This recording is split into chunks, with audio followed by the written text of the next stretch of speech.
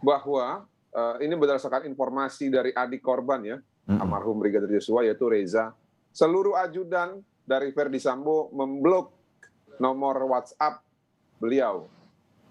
Maksudnya adalah Reza. Ya. Dalam tanda kutip, saya melihat kalau memang mereka kooperatif ya ataupun tidak memihak atasannya, mengapa kok mereka ini semua serempak ya rame-rame memblok nomor WhatsApp dari Reza. Ini kapan? Waktu kejadian atau sebelum kejadian atau sekarang maksudnya? Pasca kejadian. Oh. Mas Bayu, pasca kejadian mereka rame-rame memblok nomor Reza. Ini ada dua kemungkinan. Yang pertama mereka merasa bersalah, ya. Yang kedua mereka adalah bagian dari perencanaan tersebut. Ini ada dugaan, ada dua dugaan. Nah makanya tadi kalau misalkan relevansinya terhadap pertanyaan Mas Bayu, apakah ada keterangan-keterangan yang didapat dari para saksi ini? Tidak ada. Pasca peti mati dan juga adik almarhum itu mengantarkan jenazah. Mereka semua rame-rame memblok. Nah yang kedua, keterangan saksi ini kan nanti harus disesuaikan dengan saksi yang lain. Saya paham betul, memang sebagian besar saksi yang dihadirkan, ya, ini memang memiliki hubungan antara penerima dan pemberi upah yang di dalam hukum perdata sebenarnya kesaksian mereka ini tidak boleh dihadirkan di persidangan.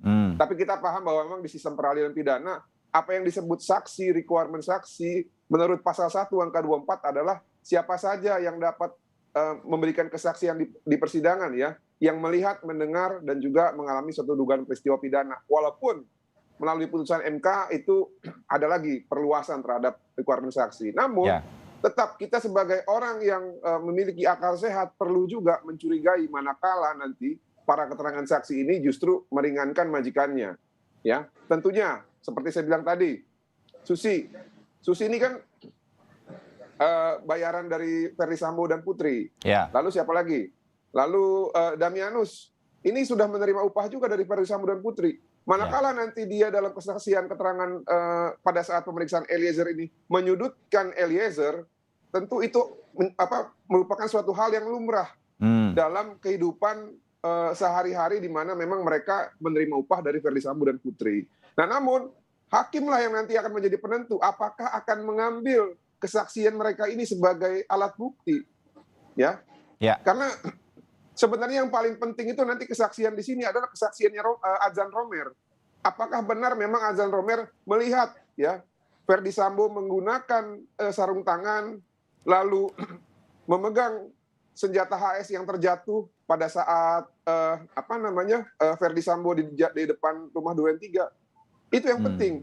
Karena kan melalui kuasa hukumnya Verdi Sambo sekarang membantah hal tersebut. Nah, saya juga tadi dapat catatan dari Pak Roni Talapesi. Sebelumnya katanya Adzan Romer ini keterangannya adalah memihak mereka. Namun ketika keluarganya sudah diamankan, maksudnya diamankan oleh kepolisian ya. Jadi mulai dari situlah Adzan Romer mulai berkata-kata jujur.